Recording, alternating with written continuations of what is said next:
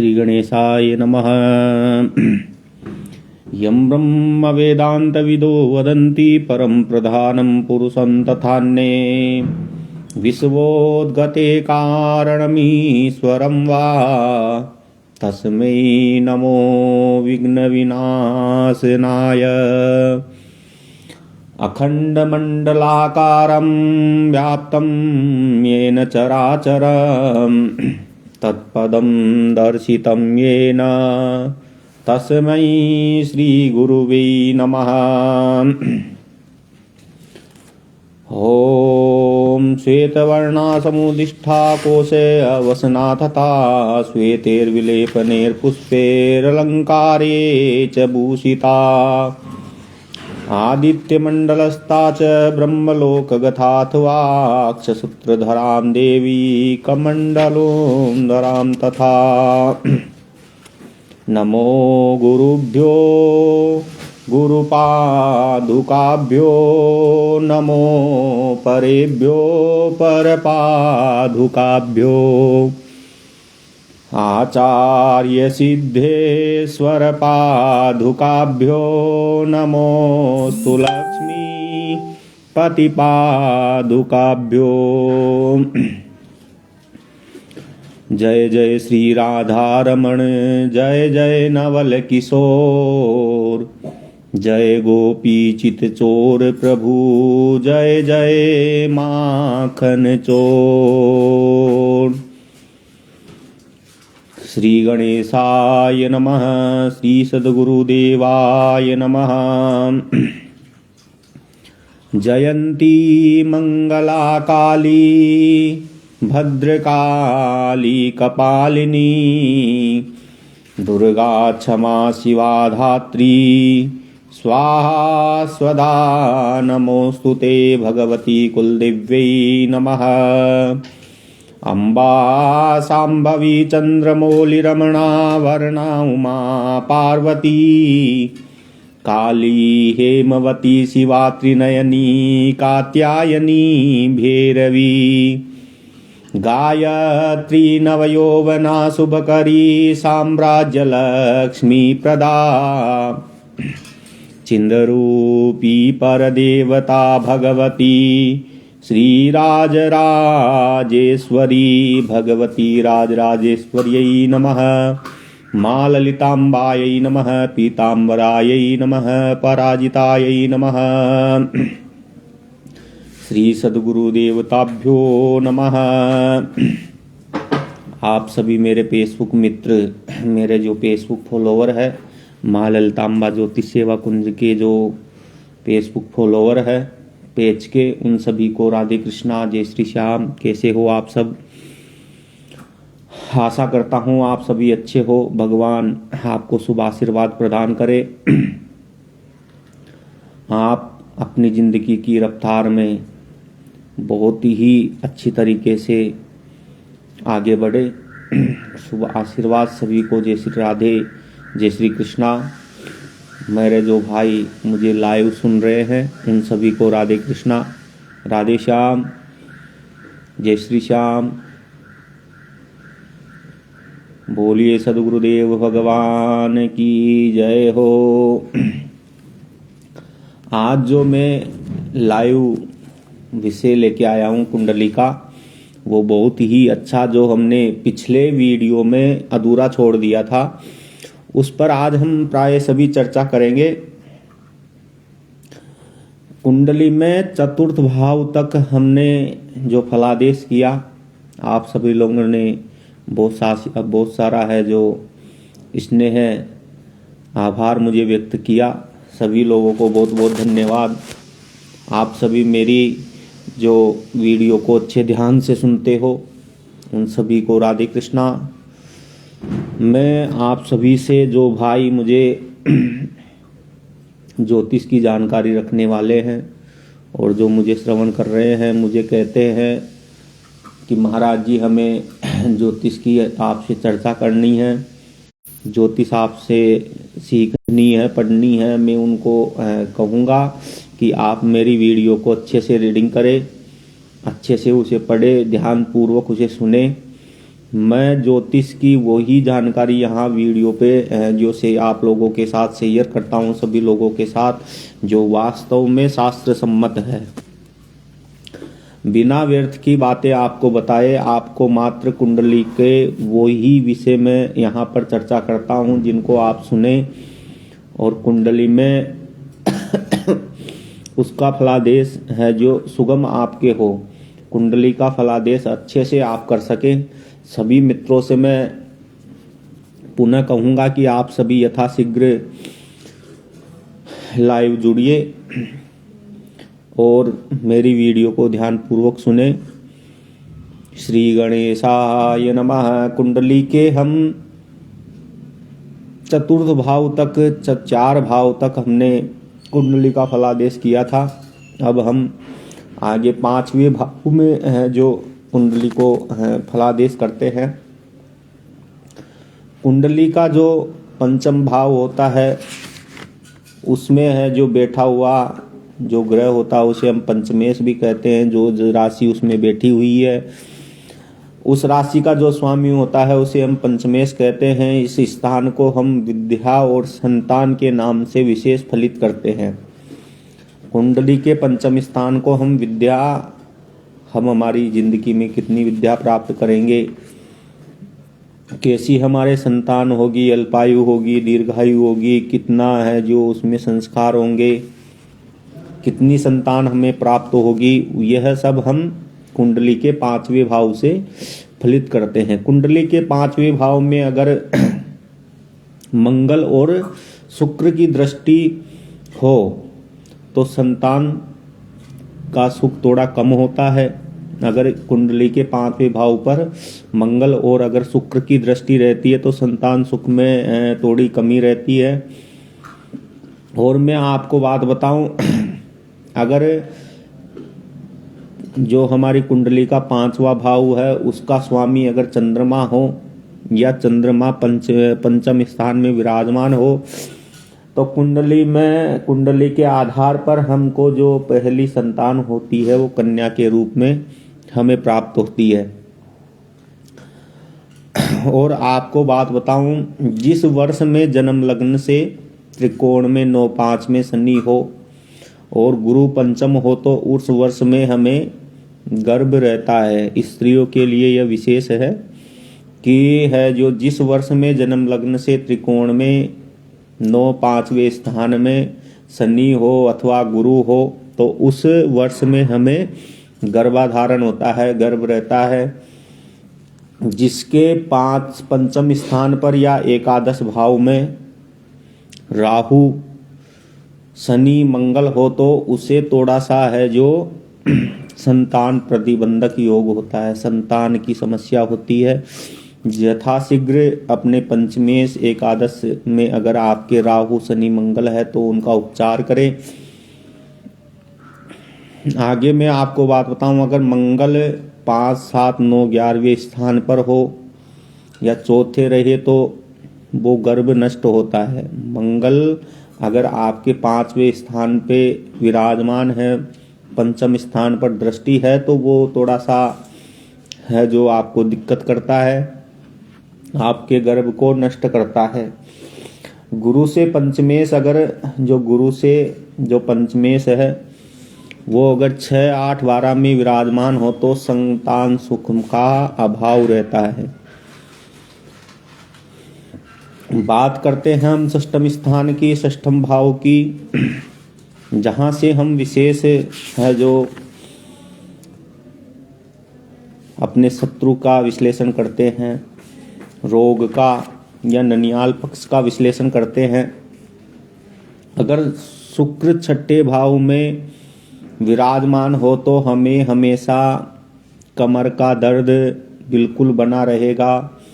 अगर जिसकी लग्न कुंडली में षष्ठम भाव पर षष्ठम स्थान में अगर शुक्र विराजमान है तो उसे ये 100% है कि उसे कमर का दर्द जरूर होगा।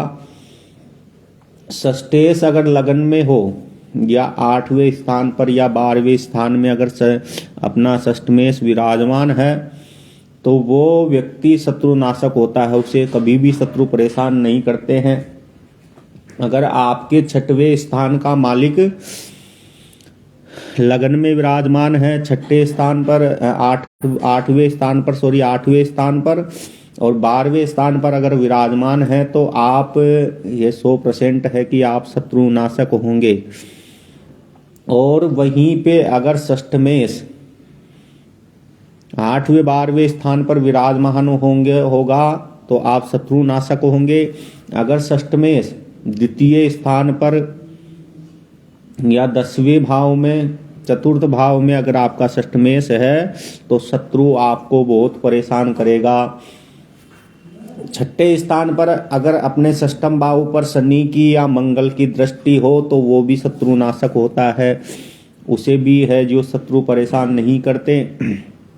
अगर आपके षष्ठम भाव पर मंगल और शनि की दृष्टि है, तो आप शत्रुनाशक होंगे। अगर इससे उल्टा अगर आपके षष्ठम भाव में राहु की दृष्टि है, राहु कहीं से बैठकर आपके षष्ठम स्थान को अगर अपनी दृष्टि से देख रहा है, या केतु आपकी है जो षष्ठम स्थान को देख रहा है, तो आपको अपने जिंदगी में शत्रुओं से बहुत भय रहेगा। अगर चंद्रमा अपनी सप्तम दृष्टि से आपके षष्ठम स्थान को देख रहा है, तो आपको शत्रुओं से बहुत भय रहेगा।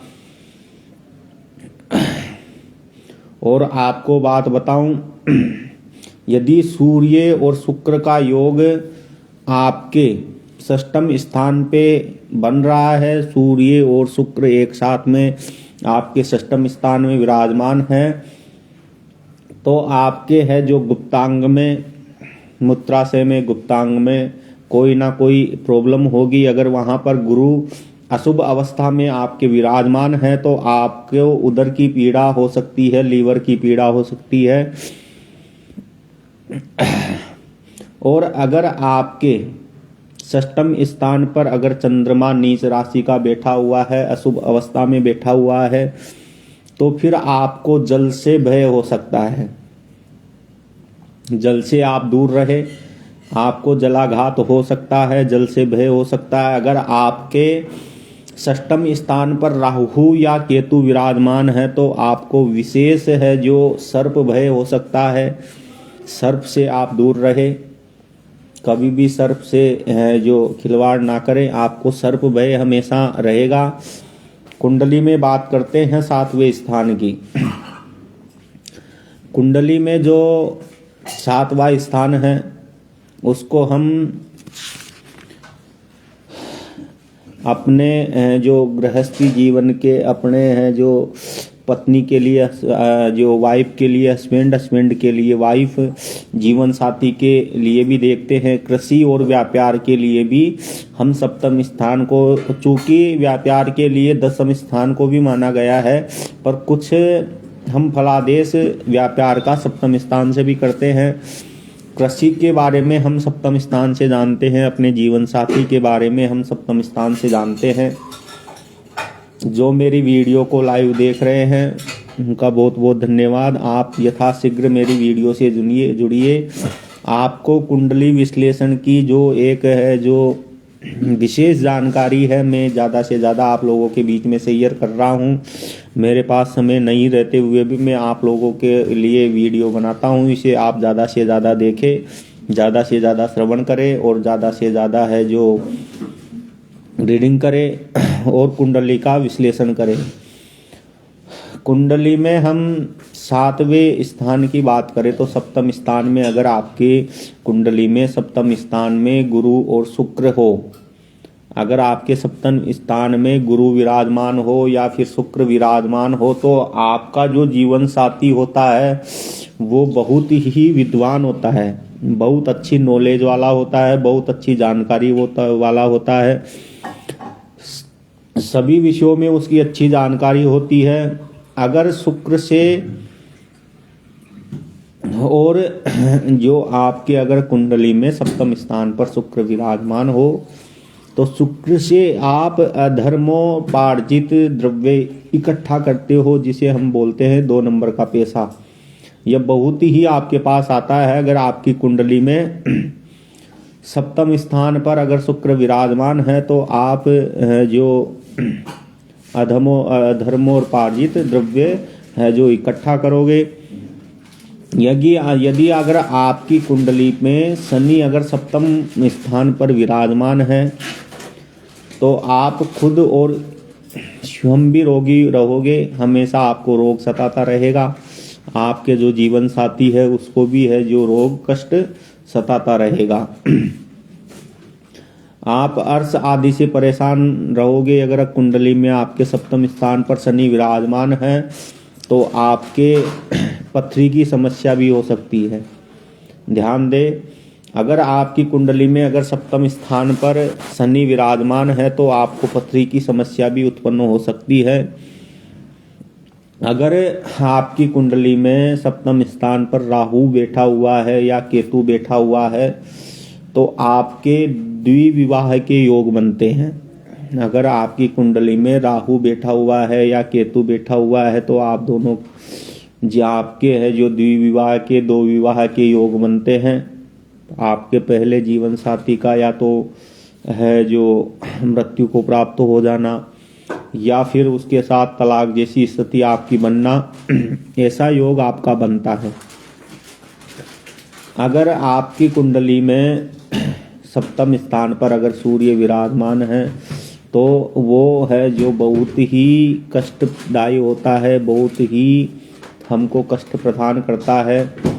आपको बात बताऊं, अगर हमारी कुंडली में सप्तम स्थान पर अगर हमारे सूर्य विराजमान है तो वो हमें अपने जीवन साथी के अधीन कार्य करने के लिए प्रेरित कर देता है, मजबूर कर देता है। हम अपने जीवन साथी के अधीन रहते हैं और हम दुराचारी प्रवृत्ति के भी तोड़े हो जाते हैं। अपने जीवन साथी के अधीन रहकर हमको जिंदगी भर कार्य करना पड़ता है अगर हमारे कुंडली में सप्तम स्थान पर सूर्य विराजमान है। दूसरा मैं बताऊं आपको कि अगर आपकी है जो कुंडली में सप्तम स्थान पर लग्नेश विराजमान हो, अगर आपके सप्तम स्थान पर लग्नेश अगर लग्न का मालिक लग्नेश अगर आपके विराजमान हो तो अगर आपके जो पिता का ऋण है वो पिता का ऋण बहुत आपको चुकाना पड़ता है। अपनी सारी जिंदगी आपको पूर्वजों का ऋण बहुत चुकाना पड़ता है। दूसरा, इससे अगर आपकी लग्न कुंडली का मालिक सप्तम स्थान में विराजमान है तो आपके जीवन साथी के लिए बहुत कष्टप्रद होता है, इससे उसको बहुत ही कष्ट होता है। आगे बात करते हैं कुंडली में 8वें स्थान की, 8वें भाव की। कुंडली के 8वें भाव को हम 8वें भाव से हम आयु का निश्चय करते हैं। हमारी जिंदगी में कितने कष्ट हमको भोगने पड़ेंगे पूरी जिंदगी में, उसको हम 8वें भाव से देखते हैं। आयु को हम 8वें जो भाव से देखते हैं, 8वें भाव से फलादेश करते हैं। आपको बात बताऊं, अगर आपकी कुंडली में अगर 8वें स्थान पर राहु हो तो आपको है जो एक भयानक चोट का सामना करना पड़ सकता है। या तो आप कहीं से गिर सकते हो या फिर एक्सीडेंट वगैरह के द्वारा आपको जो है राहु नुकसान पहुंचा सकता है। अगर आपके 8वें घर में चंद्रमा अशुभ हो या नीच का हो तो आपको जल से बहुत भय रहता है। जल से आपकी है जो जिंदगी समाप्त हो सकती है। मैं यह कहूँ कि अगर आप है जो ऐसा जातक है जो जल में डूब के मरने का उसको खतरा रहता है, उसकी जल के डूबने से ही मृत्यु हो जाती है। अगर जिसके 8वें घर में चंद्रमा विराजमान है, अशुभ अवस्था में नीच का विराजमान है, तो उसको जल से बहुत ही ज्यादा भय रहता है। अगर आपके 8वें स्थान पर अगर राहु और शनि विराजमान है, राहु और शनि दोनों अगर आपके 8वें स्थान पर विराजमान है तो ये श्योर है कि आपको अर्श रोग सताता है, अर्श का रोग आपको होता है। अगर 8वें स्थान पर आपके गुरु विराजमान हैं तो आपके उदर में पीड़ा रहती है, पेट की पीड़ा आपको सताती है, लीवर वगैरह की पीड़ा आपको सताती है, ज़्यादा पेट से आपको दिक्कत रहती है। परंतु अगर गुरु आपके 8वें स्थान पर विराजमान है तो आप है जो ज़्यादा से ज़्यादा नॉलेज, जिसको मैं कहूँ कि एक तो योगाभ्यास अध्ययन करने की नॉलेज आपके अंदर बहुत ज़्यादा रहती है, या जो गुप्त विषय रहते हैं, गुप्त विषय जिन्हें जानना असंभव है, उन सब विषयों की आप जानकारी रखते हो। अगर आपके 8वें स्थान पर गुरु और शुक्र दोनों विराजमान हैं तो ये है जो आपके पास बहुत ही धन इकट्ठा करते हैं, स्थिर लक्ष्मी आपके पास विराजमान रहती है। अगर आपके 8वें स्थान पर अगर गुरु और शुक्र की युति हो रही है तो आपके पास में स्थिर लक्ष्मी, अखंड लक्ष्मी बहुत रहेगी। आपको बात बताऊं, अगर आपके 8वें स्थान पर उच्च का चंद्रमा हो, अगर आपके 8वें स्थान पर उच्च का चंद्रमा होता है तो आपको बहुत ही शुभदायी होता है। आपको जो आपकी पैतृक संपत्ति है, अगर आपके 8वें स्थान पर उच्च का चंद्रमा है तो आप अपनी है जो पैतृक संपत्ति को प्राप्त करोगे। पूर्वजों की जो संपत्ति होती है वो अनायास ही आपको बिल्कुल बिना परिश्रम के ही आपको मिलेगी, ये श्योर है। और अगर शुक्र और मंगल का अगर आपके 8वें स्थान पर योग हो, शुक्र और मंगल दोनों एक साथ आपके 8वें स्थान पर बैठा हुआ हो तो आप गुप्तांग रोग से परेशान रहते हैं। ऐसा जातक हमेशा है जो गुप्तांग रोग से हमेशा परेशान रहता है, अधिक काम वासना वाला होता है। अगर आपके विशेष अगर स्त्रियों के 8वें स्थान पर बृहस्पति विराजमान है या बुध 8वें घर का मालिक है, अष्टमेश बुध है, या फिर 8वें घर में जो बृहस्पति विराजमान है तो आपके है जो वेधव्य योग होता है, आप अपने जीवन साथी से बिछुड़ते हो, वेधव्य योग को प्राप्त होते हो। अगर मंगल और शनि आपके 8वें स्थान पर विराजमान है तो यह 8वें स्थान में ही बहुत ही अशुभ फल प्रदान करते हैं जातक को। अगर ऐसी अवस्था में अगर आपके शुक्ल पक्ष में रात्रि का अगर जन्म हो, जिसका शुक्ल पक्ष में रात्रि को जन्म हो, कृष्ण पक्ष में दिन का जन्म हो, तो उसको 8वें स्थान का बिल्कुल भी दोष नहीं लगता है।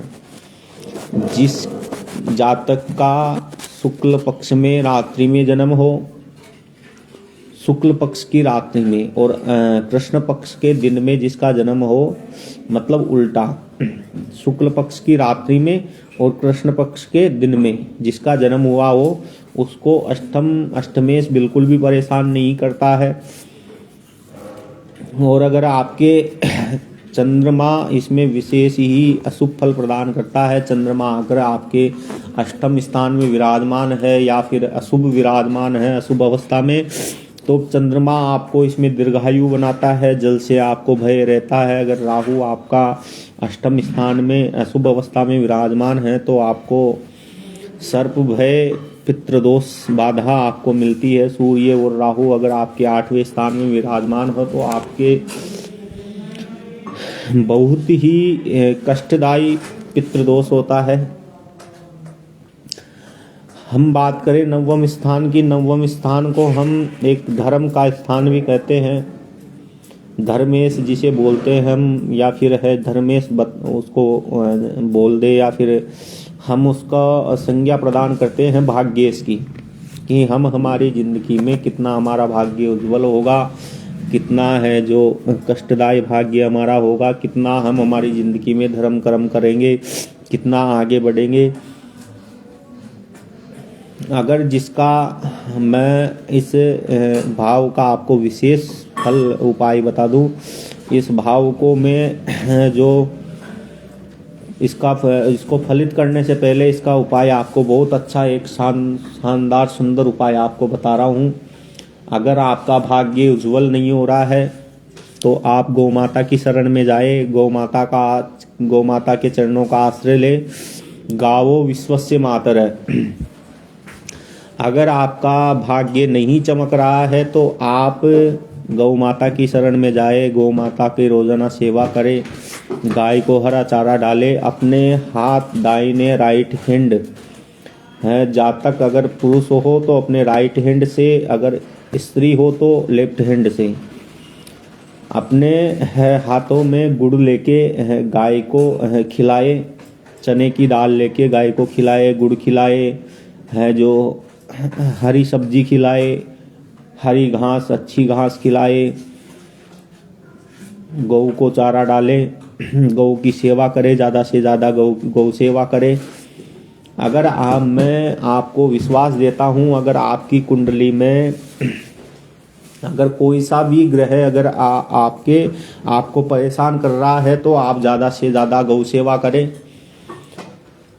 अगर आपकी कुंडली में विशेष बृहस्पति के लिए, सूर्य के लिए, अगर आपका कुंडली में बृहस्पति अशुभ फल दे रहा है आपको, तो आप गौ माता की सेवा करें। गौ माता को है जो चने की दाल गुड़ खिलाए। अगर आपको सूर्य अशुभ प्रभाव दे रहा है तो गौ माता को आप गेहूं और गुड़ खिलाए। बुध अगर आपको परेशान कर रहा है तो आप अच्छी हरी हरी सुंदर घास गौ माता को खिलाएं।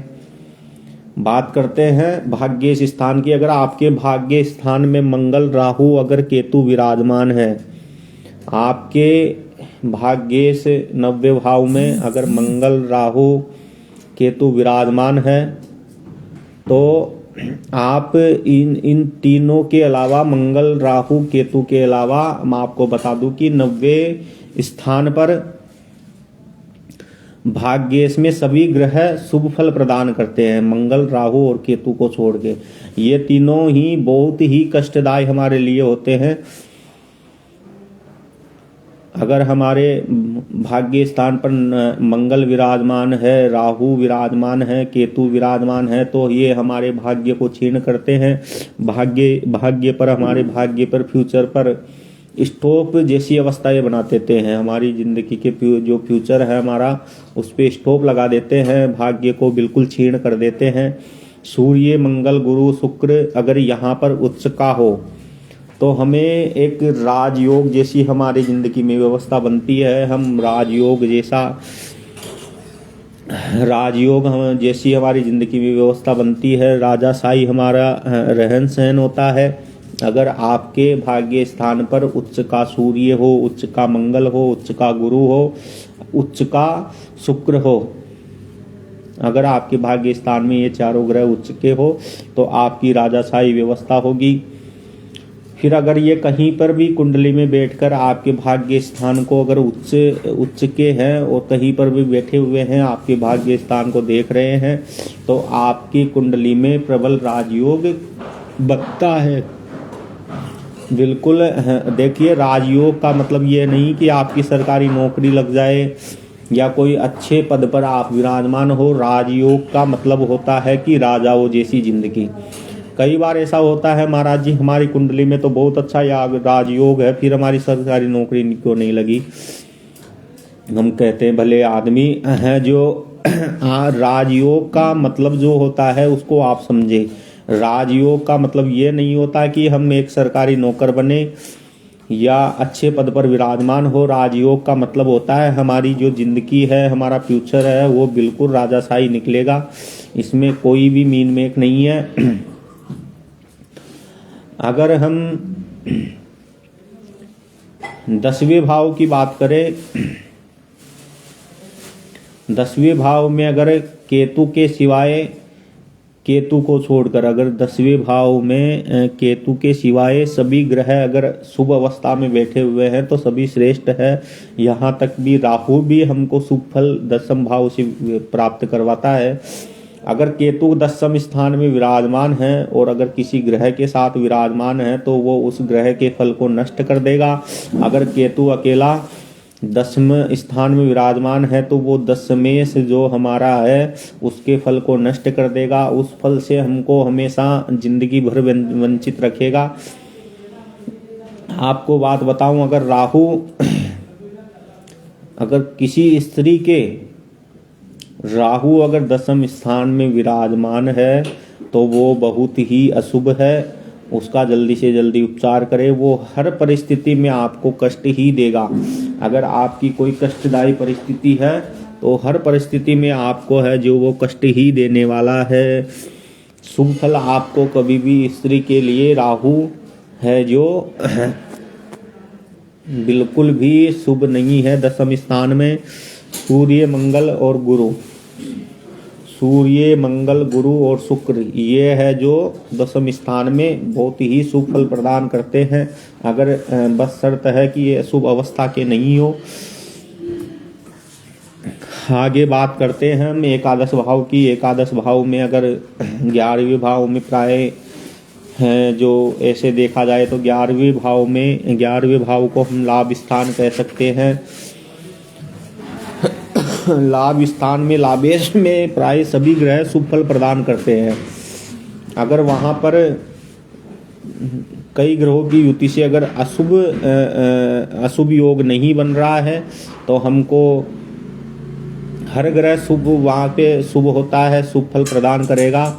अगर वहाँ पे अशुभ योग हमारे कोई नहीं बन रहा है तो हमको ये जो 100% श्योर है कि 10वें स्थान में जो भी ग्रह बैठा हुआ है अगर वो नीच का नहीं है या फिर अशुभ अवस्था में नहीं है तो वो आपको अत्यधिक शुभ फल प्रदान करवाएगा। अगर आपके 11वें स्थान में, चूंकि 11वें स्थान में अगर कोई अशुभ योग नहीं बन रहा है तो आपको हर ग्रह वहाँ पर शुभ फल प्रदान करेगा। अगर कोई 11वें स्थान में आपके अच्छा योग बन रहा है तो वो आपको है जो ज़्यादा से ज़्यादा शुभ फल प्रदान करवाएगा।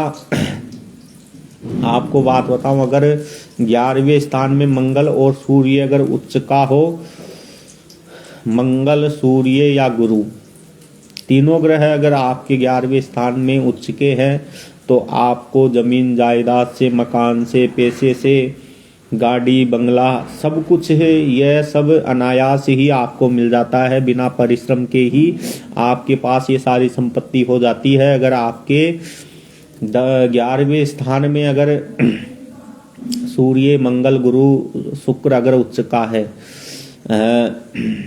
और अच्छी है जो आपको ये अच्छे बिजनेस में भी अगर आपको अच्छा सेट करता है, नौकरी में भी आपको अच्छा सम्मान दिलाता है। अगर आपके 11वें स्थान पर अगर मंगल हो, अगर अशुभ अवस्था में हो तो फिर यह कष्टदायी होता है। अगर शुभ अवस्था में होता है तो बहुत ही अच्छा फल आपको प्रदान करेगा। 12वें स्थान पर अगर आपके अगर कोई शुभ ग्रह बैठा हुआ है, 12वें स्थान को हम चूंकि व्यय का स्थान भी कहते हैं, अगर आपके 12वें स्थान में कोई शुभ ग्रह विराजमान है तो यह आपके शुभ कार्यों में, ज़्यादा से ज़्यादा धर्म के कार्यों में, शुभ कार्यों में आपका पैसा व्यय करवाएगा। अगर आपका कोई गलत ग्रह, अशुभ ग्रह अगर 12वें स्थान पर बैठा हुआ है तो आपका जो ये धन आप कमाते हो तो वो बिना आपके एक तो है जो व्यर्थ का खर्चा ज़्यादा करवाएगा, गलत जगह पर आपका पैसा खर्च करवाएगा, इसलिए उसका उपचार करें। अगर आपके शुभ ग्रह अगर 12वें स्थान पर 12वें स्थान पर विराजमान है या 12वें भाव का स्वामी शुभ है तो वो आपके धर्म कर्म के कार्यों में, जो शुभ कार्यों में आपका जो पैसा है वो व्यय करवाएगा और ज़्यादा आपको व्यय की स्थिति नहीं बनेगी। आपके पास जो स्थिर लक्ष्मी है वो बनी रहेगी अगर आपके 12वें भाव में शुभ ग्रह विराजमान है। 12वें भाव में अगर आपके मंगल शनि अगर विराजमान है तो ये आपको अपनी जिंदगी में मुकदमों से परेशान करेगा, आपके ऊपर मुकदमे चल सकते हैं। अगर 12वें भाव में आपके है जो मंगल और शनि अगर विराजमान है, अगर आपके 12वें भाव में सूर्य अगर विराजमान है, शुभ अवस्था में विराजमान है तो आपके ये दारिद्र्य योग का निर्माण करता है, दरिद्री आपको बनाता है। अगर चंद्रमा आपके अगर 12वें स्थान पर विराजमान है तो ये कुबुद्धि आपको देता है, जिसे हम बोलते हैं उल्टी बुद्धि। हमेशा आदमी अपनी परिस्थिति से उल्टा काम करता है। हमेशा ये जो चंद्रमा अगर 12वें घर में विराजमान है तो जातक की कुबुद्धि रहती है, दुष्ट बुद्धि रहती है। अगर जातक के 12वें भाव में अगर मंगल विराजमान है तो वो स्त्री सुख में कमी करता है। गुरु अगर आपके 12वें घर में विराजमान है तो वो आपको दानी बनाएगा, दयालु बनाएगा, परग्रहवासी बनाएगा। दूसरे के घर में वास मतलब आपको अच्छा है जो संत वेश बनाएगा, आपका संत विचार बनाएगा, ब्राह्मणों की सेवा करने वाला बनाएगा। अगर आपके ये गुरु एक ही 12वें भाव में अगर आपके विराजमान है तो एक ही कष्ट होगा। आप हमेशा अपने परिवार से बिछुड़े हुए रहोगे, संत विचार के रहोगे। हमेशा अगर आप अपने परिवार के साथ भी अगर रहते हो तो आपको परिवार में कोई भी इंटरेस्ट नहीं रहेगा। हमेशा आपको भगवान के प्रति ही इंटरेस्ट रहेगा। ये बहुत अच्छी बात है। अगर 12वें घर में आपके शुभ ग्रह या शुभ ग्रह की दृष्टि नहीं है तो विशेष आपको इसका फल नहीं मिलेगा। आपको बताएं, अगर आपकी कुंडली में बुध गुरु शुक्र यदि केंद्र में बलवान है, केंद्र में बलवान होके बैठे हुए हैं तो अनिष्ट ये देंगे आपको, अनिष्ट से बचाएंगे। अगर 3, 6, 11वें भाव में शनि राहु मंगल है अगर आपके कुंडली में विराजमान है तो सब इस जो अरिष्ट आपके मिट जाते हैं। अगर 3रे भाव में, 6ठे भाव में, अगर 11वें भाव में शनि राहु और अगर मंगल शुभ अवस्था में विराजमान है तो आपके सारे है जो अरिष्ट मिट जाते हैं, जिंदगी के सारे अरिष्ट खत्म हो जाते हैं। पर अगर शनि द्वितीयेश हो और 11वें होने पर अगर आपके है बैठा हुआ है, द्वितीयेश है, 11वें स्थान पर बैठा हुआ है, उच्च का होवे तो भी यह कष्टदायक होता है। अगर आपकी कुंडली में, जन्म कुंडली में, लगन कुंडली में, अगर आपकी जन्म कुंडली में अगर शुक्र बुध और गुरु केंद्र में विराजमान है, अगर 10वें स्थान पर अगर आपके मंगल विराजमान है तो ऐसा जातक हमेशा कुल में दीपक के समान होता है। कुल की है जो मान सम्मान को बढ़ाता है, परिवार के मान सम्मान को बढ़ाता है। अगर आपकी जन्म कुंडली में शुक्र बुध और गुरु अगर केंद्र में विराजमान हो, मंगल 10वें स्थान पर विराजमान हो तो इसका बहुत ही शुभ फल हमको प्रदान होता है। ऐसे जातक अपनी कुंडली में जो कुलदीपक योग का निर्माण करते हैं। अब बात करते हैं हमारे मारक स्थान की। मारक स्थान की बात करें तो मैं आपको बता दूं, लग्नादष्टम स्थानम अष्टमादष्टम च यत् तयोरपि वे स्थानम मारक स्थान मुच्यते। इसके लिए है जो धरणीधर जी ने एक बहुत ही अच्छा है जो श्लोक का निर्माण किया है, मैं आपको वो सुनाता हूँ कि लग्नादष्टम स्थानम च अष्टमादष्टम च यत् तयोरपि वे स्थानम मारक स्थान मुच्यते। मतलब लग्न से 8वें स्थान और 8वें स्थान से 8वां स्थान, लग्न से हम 8 बार गिनेंगे तो अष्टम स्थान पर आएंगे और अष्टम स्थान से भी 8वां स्थान, इन दोनों स्थानों को मतलब 8वें स्थान को, दूसरे स्थान को हम मारक स्थान कहते हैं और वे स्थान कहते हैं, यानी दूसरा और 7वां घर जो हमारा होता है वो मारक स्थान होता है। दूसरे और 7वें घर के स्वामी को हम मार्केश की संज्ञा देते हैं, वो हमारी है जो जिंदगी में हमको मारक होता है। और इनकी ही दशा में, इनकी दशा अंतरदशा में ही हमेशा, मार्केश की दशा अंतरदशा महादशा में ही हमारी मृत्यु होती है, मृत्यु तुल्य हमको कष्ट होता है। या इनमें कोई पाप ग्रह हो अथवा अष्टमेश षष्टमेश द्वादशेश अगर मार्केश के साथ मार्क स्थान पर बैठा हुआ हो तो इनकी महादशा में भी हमारी जो मृत्यु को जानना चाहिए। प्रहनते इसके पहले हम मार्केश की है जो विश्लेषण करते हैं, उसके पहले हमको आयु का विश्लेषण भी करना चाहिए, आयु के बारे में भी जानना चाहिए। मार्केश है संबंधा निहंता पाप कृच्छन्ति कृच्छानि, मार्केश है संबंधा निहंता पाप कृच्छानि, यानी कि मार्कों के साथ संबंध होने से एकमात्र ऐसा ग्रह है जो बस हमको अगर उसका मार्क हो, मार्केश हो तो हमें बहुत ही विशेष कष्टदायी होते हैं। अगर हमारी कुंडली में शनि का मार्केश है तो वो विशेष हमको कष्टदायी होगा। आपको बात बताऊं, अगर केंद्र में 1, 4, 7, 10 घर के स्वामी के साथ त्रिकोण यानी 9, 5 घर के स्वामी का संबंध हो तो इसमें है जो आपको उत्तम राजयोग होता है। कैसे?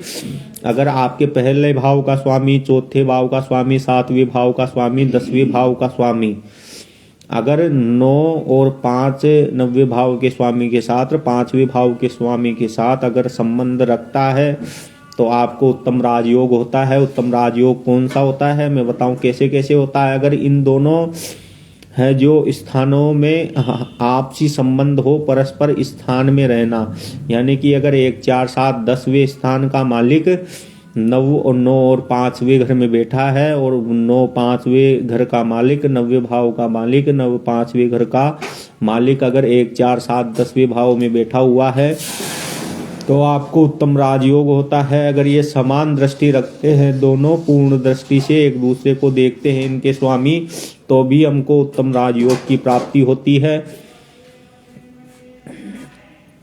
अगर हमारी कुंडली में लग्नेश लगन में या दूसरे स्थान पर, तीसरे स्थान पर, 5वें 8वें है जो 12वें स्थान पर, 10वें, अगर हमारा जो लग्नेश होता है वो दूसरे स्थान पर, तीसरे स्थान पर, 5वें स्थान पर, 8वें स्थान पर, 10वें स्थान पर या 12वें स्थान पर अगर हमारा लग्नेश विराजमान है तो ये श्योर है कि हमारे पहला जो पुत्र होता है वो कन्या के रूप में हमें कन्या प्राप्त होती है। अगर हमारा लग्नेश चौथे, छठे, 7वें, 9वें और 11वें स्थान पर अगर विराजमान है तो हमें जो पहले पुत्र की प्राप्ति होती है, हमें पुत्र प्राप्ति होती है। आगे हम बात करें और कुंडली के बारे में और विषयों पर चर्चा करेंगे कि अगर हमारी जन्म कुंडली में जो ग्रह जिस राशि में होता है या जिस राशि पर विराजमान होता है, यदि नवमांश में भी लगन कुंडली में जो ग्रह जहाँ पर बैठा हुआ है और नवमांश कुंडली में भी अगर वो वहाँ पर विराजमान है और है जो है उसी राशि में अगर वो विराजमान है तो वो हम उसको वर्गोत्तम ग्रह की संज्ञा देते हैं। ऐसा ग्रह हमको पूर्ण बलवान बनाता है, पूर्ण शुभ फल प्राप्त करवाता है। और आपको बात बताऊं, ऐसा है जो ग्रह हमारे श्रेष्ठ विशेष शुभ फलदायी होता है। दूसरा मैं आपको बात बताऊं कि अगर हमारे 10वें भाव में सूर्य मंगल अगर विराजमान है तो ये बहुत ही बलवान होते हैं, हमारे जो जातक की कुंडली में बहुत बलवान होते हैं। इसी प्रकार चतुर्थ भाव में अगर चंद्रमा और शुक्र विराजमान है तो ये बलवान होते हैं। लग्न में अगर बुध एवं गुरु, सप्तम भाव में शनि बलवान होते हैं। ये विशेष है, ये श्रेष्ठ फल देते हैं। अगर हमारे 10वें भाव में अगर सूर्य मंगल विराजमान है, चतुर्थ भाव में चंद्रमा विराजमान है, शुक्र लगन में विराजमान है, चंद्रमा और शुक्र अगर चतुर्थ भाव में विराजमान है और लगन में बुध एवं गुरु विराजमान है, सप्तम भाव में अगर हमारे शनि विराजमान है तो ये विशेष बलवान होते हैं, विशेष शुभ फल हमको प्रदान कराते हैं। अगर हमारे जातक कुंडली में, लग्न कुंडली में शुभ ग्रह जिस भाव में बैठा है अथवा जिस भाव पर उनकी दृष्टि हो, वे उस भाव को शुभ फल प्रदान कराने के लिए मजबूर कर देते हैं, सहायक होते हैं। आपको बात बताऊं, अगर लग्न का स्वामी जिस भाव में बैठा हुआ है या जिस भाव में स्थित होता है, उस भाव की वो वृद्धि करता है। अगर हमारा लग्नेश कहीं पे भी बैठा हुआ है तो वो उस भाव की वृद्धि करेगा, उस भाव के फल को विशेष हमको देगा। अष्टम भाव में अगर हमारे कोई भी ग्रह अगर विराजमान है तो वो जो है हर ग्रह अष्टम भाव में निर्बल होता है।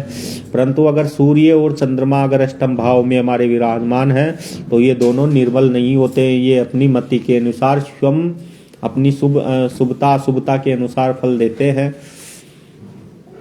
आपको बात बताऊं, अगर दो भावों का स्वामी ग्रह अपनी दशा में आने पर वह लग्न से गिनने पर पहले आने वाली राशि का ही फल हमें प्रदान करेगा। मतलब अगर हमारे केंद्र में या त्रिकोण में अगर दो भावों का कोई स्वामी है तो वो उसकी महादशा में कौन सा फल हम किस भाव का हमें फल देगा, तो लगन से हमारे जो पहले भाव आएगा, जिस राशि उसकी जो राशि पहले विराजमान है उसी का वो पहले फल देगा। और जो हमारी कुंडली में वक्री ग्रह जो होता है, वक्री होने पर वो अधिक बलवान हो जाता है। और जन्म कुंडली में जिस स्थान पर भी जिस भाव में अगर जिस भाव का भी वो स्वामी होता है उस भाव का विशेष फल देता है। जिस भाव में विराजमान होता है उस भाव का अशुभ फल हमको प्रदान करता है। आज हमने बहुत सारी जन्म कुंडली की है जो विश्लेषण किया, जन्म कुंडली के बारे में जाना। अब हम थोड़ा सा हम आपको हर ग्रह का उपाय हम देते हैं आज, और एक विशेष जो उपाय है आपको दिया जाएगा। आप बस कुंडली में वीडियो पे बने रहे। मैं बात बताऊं, मैं हर ग्रह को आज गौ माता के साथ जोड़ने वाला हूं। गौ माता का हर उपचार, आपको कौन सा उपचार कैसे सहायक होगा मैं बताने वाला हूं। मैं तो कहूँगा मेरे दोस्तों, ज़्यादा से ज़्यादा गौ सेवा करें। गाय की सेवा करने से हमें जो हमारे नवग्रह है, हम अगर नवग्रहों में हमारा कोई सा भी ग्रह अगर हमें परेशान कर रहा है तो उस ग्रह से रिलेटिव जो भी वस्तु है आप गौ माता को दान करें। जैसे अगर हमारा सूर्य निर्बल है, कमज़ोर है लग्न कुंडली में, तो आप जो गौ माता को गेहूं का दान करें, गेहूं खिलाए, भीगे हुए गेहूं गौ माता को खिलाए। दूसरा, अगर हमारे कुंडली में अगर मंगल है जो खराब है, मंगल हमको अशुभ फल दे रहा है, तो आप गौ माता की सेवा करें। मंगल के लिए गौ माता को ज़्यादा से ज़्यादा गुड़ खिलाए, लाल वस्तु है जो गौ माता को खिलाए। अगर बुध हमारी जन्म कुंडली में अशुभ अवस्था में कहीं पे भी द्वादश भावों में कहीं पे भी विराजमान है तो गौ माता को ज़्यादा से ज़्यादा हरी घास खिलाए, हरी दुर्वा खिलाए, जो हरी सब्जी ज़्यादा से ज़्यादा गौ माता को खिलाए। अगर हमारी जन्म कुंडली में कहीं पर भी किसी भी अवस्था में अगर गुरु हमें अशुभ फल प्रदान कर रहा है, या आपको बता दूं बहुत ही अच्छा स्ट्रॉन्ग उपाय है, अगर आपको विवाह से लेकर अगर कोई समस्या आ रही है या आपको गुरु कहीं पे भी अशुभ फल प्रदान कर रहा है, तो आप ज़्यादा से ज़्यादा गौ माता को चने की दाल खिलाए, चने की दाल के साथ में गुड़ खिलाए। अगर आपको है जो ज़्यादा से